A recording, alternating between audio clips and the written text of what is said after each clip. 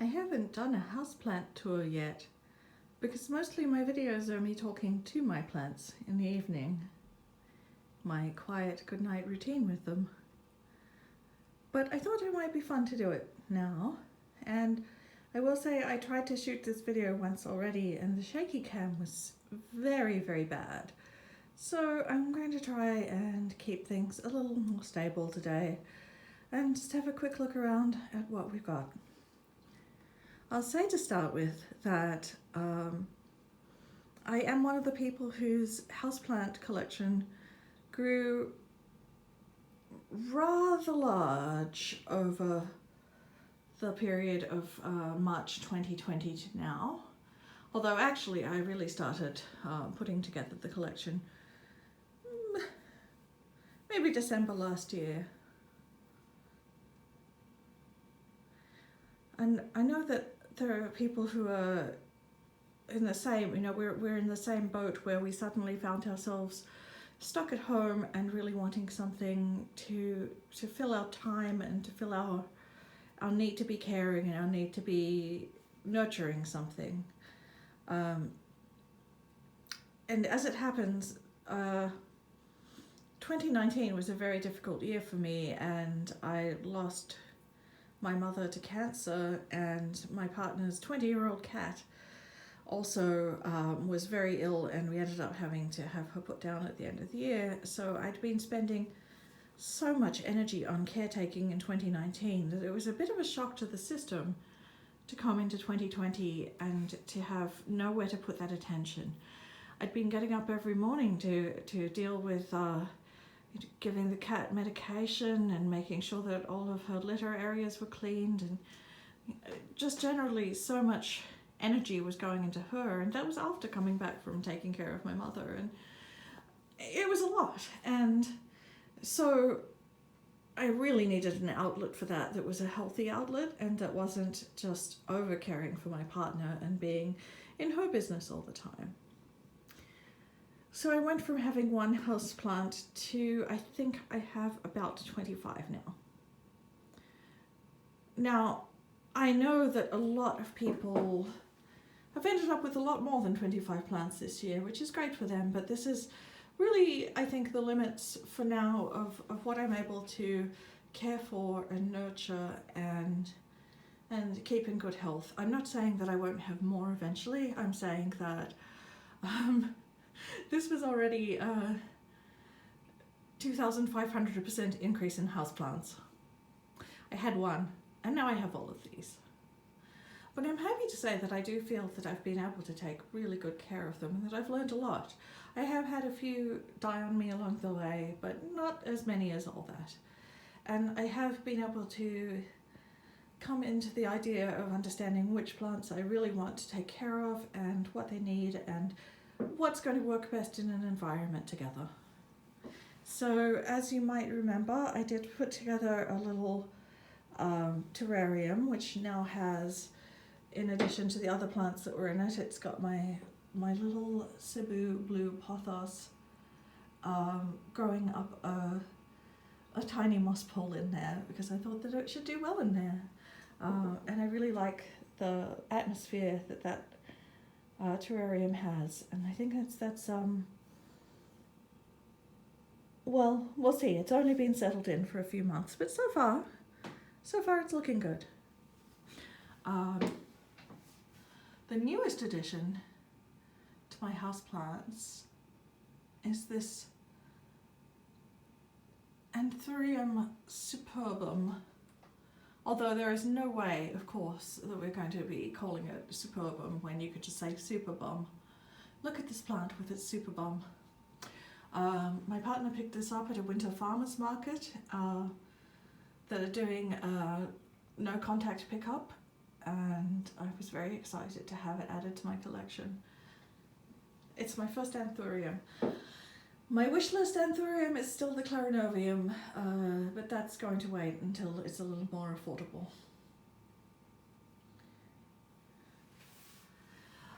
One thing that did happen in the last month or so was that I acquired this quite large Cebu blue pothos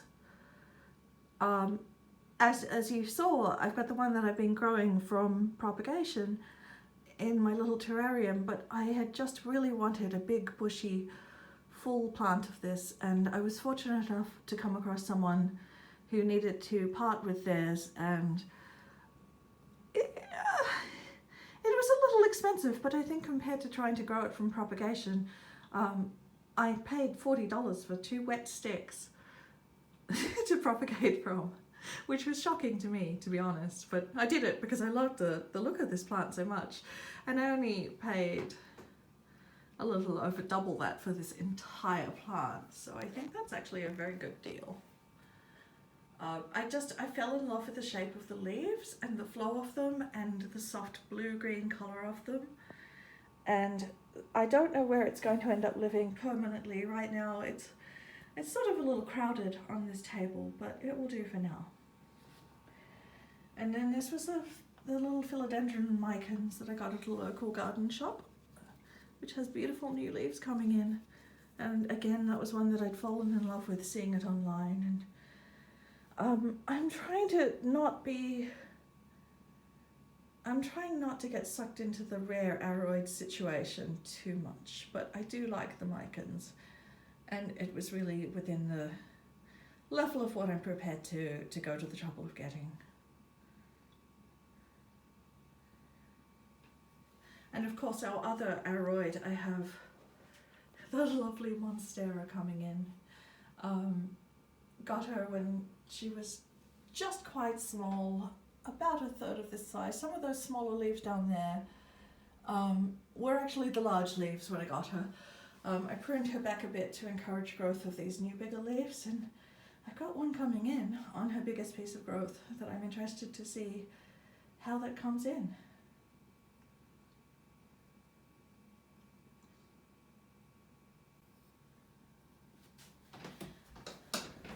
Also, an earlier in the year impulse, well, I did think about her for a while, was my Dixonia antarctica. So this is the Tasmanian tree fern or man fern, and in the wild they're a towering, 10 or 12 feet plants. For me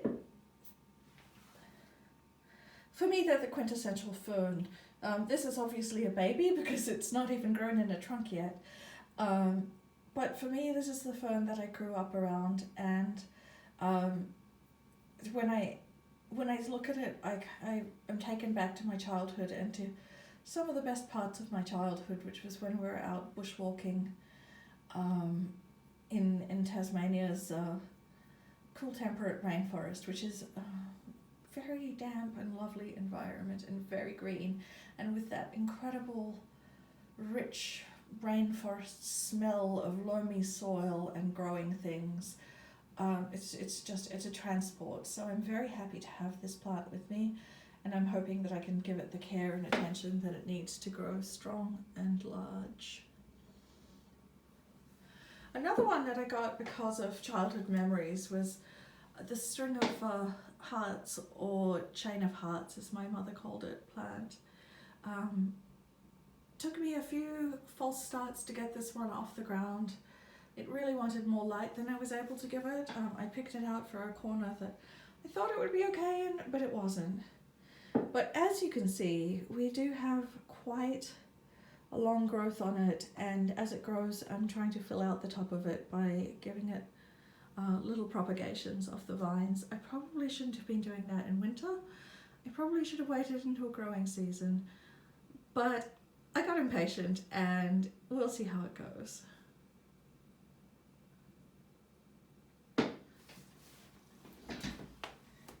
So this little one down here, my Tradescantia, I don't know exactly which Tradescantia. This was the second plant I had in my room, and it was because my partner has a large version of this which needed splitting out and repotting, and so I was able to propagate several babies that now live with other friends, and this one was one of the splits that I kept for myself, and I really just like how fresh and easy it looks and how low maintenance it is, honestly. It's quite chill. it's quite a relaxed little plant to have. And this is also a Tradescantia, but as you can see, quite different. This is Tradescantia Nanook, or Fantasy Venice. And I got this in the middle of the year in summer, and it has just taken off, and it is very sprawly. It's got very thick, almost waxy leaves and stems, and it's got that lovely pink color on it that I think pops more when there's summer sun to really bring it out, but even in winter, well, you can see it straining away toward the window there, and you can see some of that lovely pink color in it.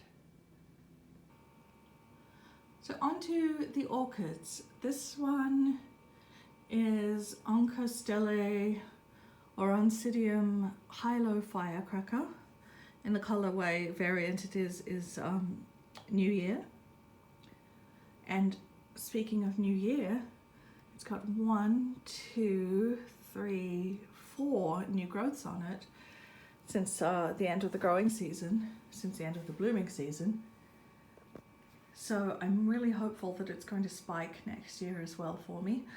I bought it in spike, and I haven't had a lot of success reblooming orchids yet, but only because I haven't had enough orchids for enough time to really see how I go. And then next to it, this little one is going to be, what are they called now? It's Bretonia. It used to be Miltassia. So Bretonia or Miltassia Shelob. And this one was somewhere between seedling size and a year old when I got it. And so that's got to grow out quite a bit before we're going to see any flowering of it. And this is my first one to get it this sort of size. So it's a learning curve for me, and hopefully all I can do is keep it happy and keep those roots happy until it's ready to bloom. And of course, in here in the terrarium we have a miniature Oncidium. It's supposed to be blooming size. What do I know about it? Very little. There is new growth on it, and I'll be excited if it does turn out to bloom next year. But again, this is my first miniature, so we'll see how it goes.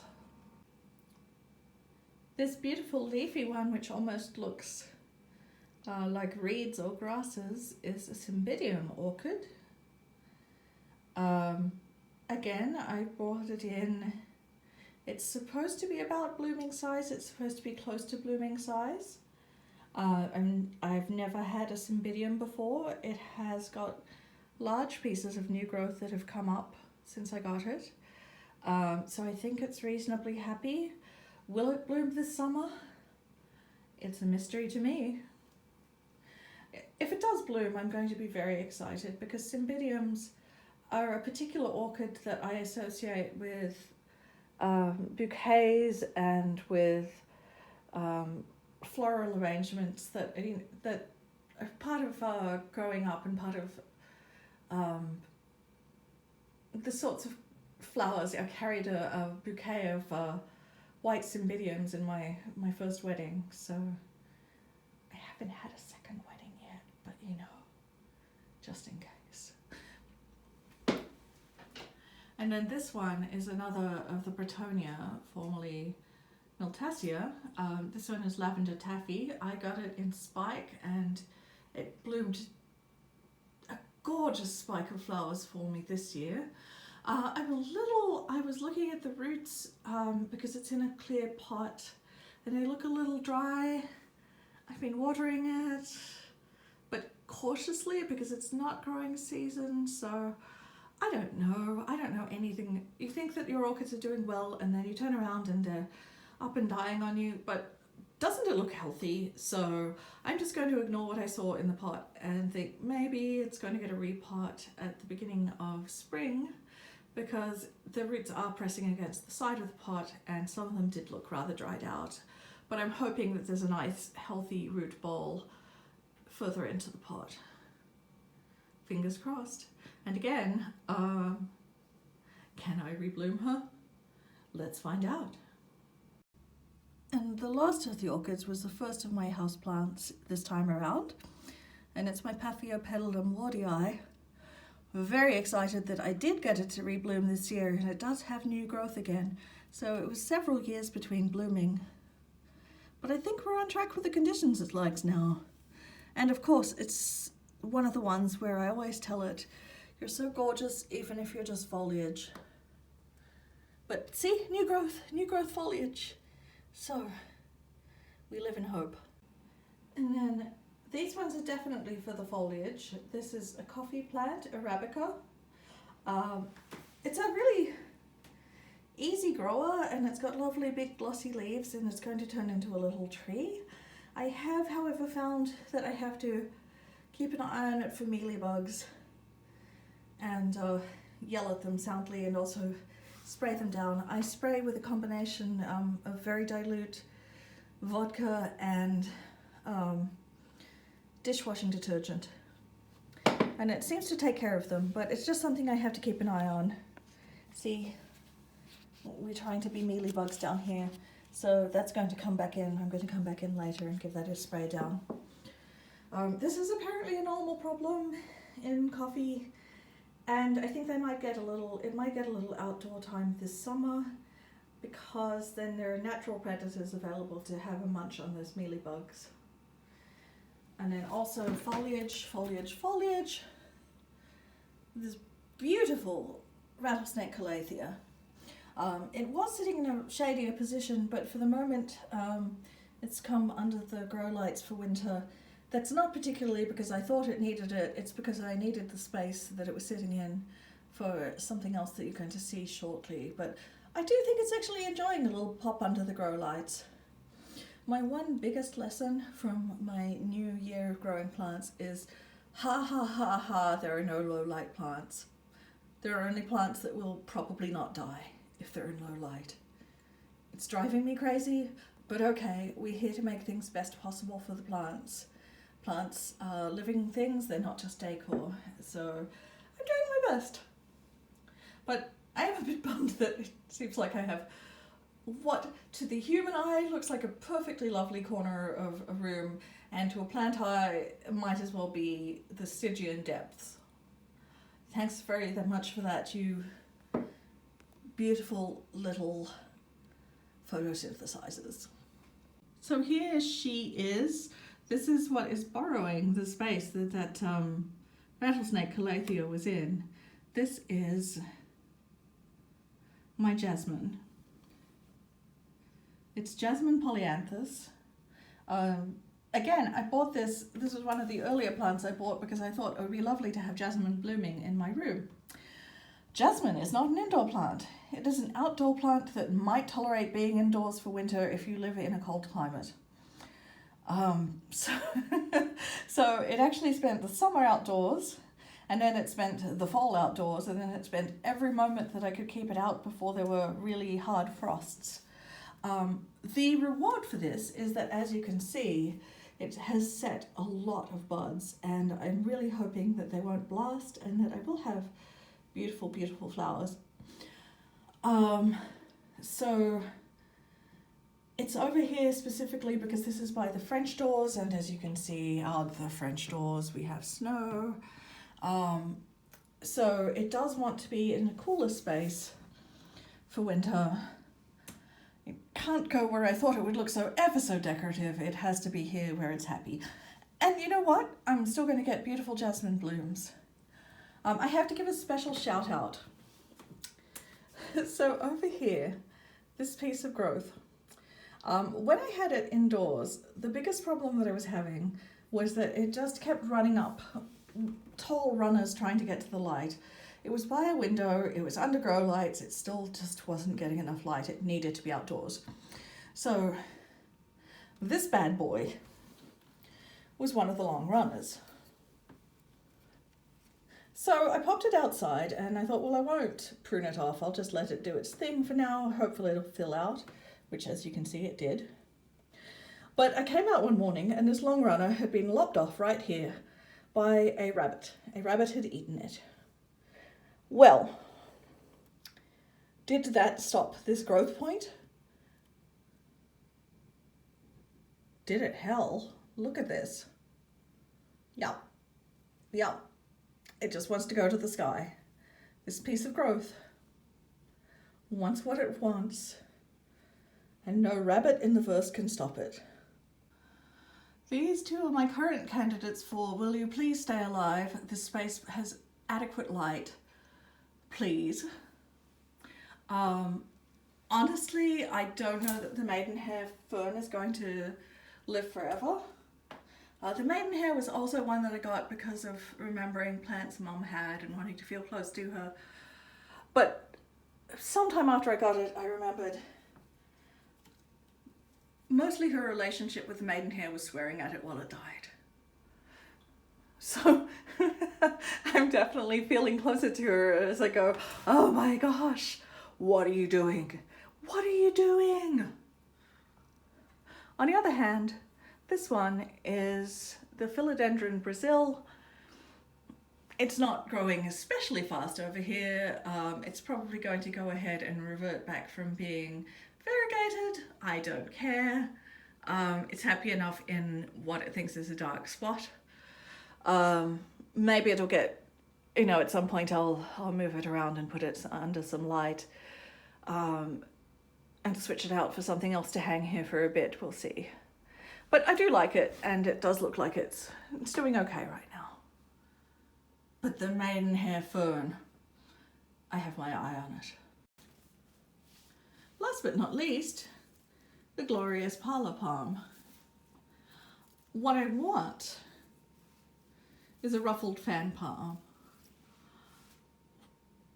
Why I can't have a ruffled fan palm is that they're about 4 or 5 times larger than this, and they have sharp, blade-like edges to the leaves that if you run into them will probably cut you. What this has is lovely soft fronds, that beautiful palm look, that soft green, a nice growing habit, and it is not actively trying to murder me at all times. So if I sound less enthused than I might, it's because I really, really, really, really want a ruffled fan palm. But my parlor is glorious too, so I love it. I love it. It's like getting a house cat when you wanted a tiger. You should get the house cat. You should not have a tiger. But you know, sometimes you think, God, it would be cool to have a tiger. And then you go on reality TV in Florida and everybody talks about you all the time. So this is my Parlor Palm, the house cat of palm trees. Oh, that's a good baby. Yes, it is. So that is the tour of the plants that I currently have.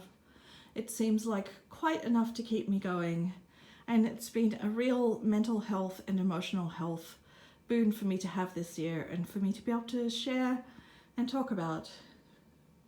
So thank you if you have been viewing, and I'll be back with more plants next year, I'm sure, but maybe not 100.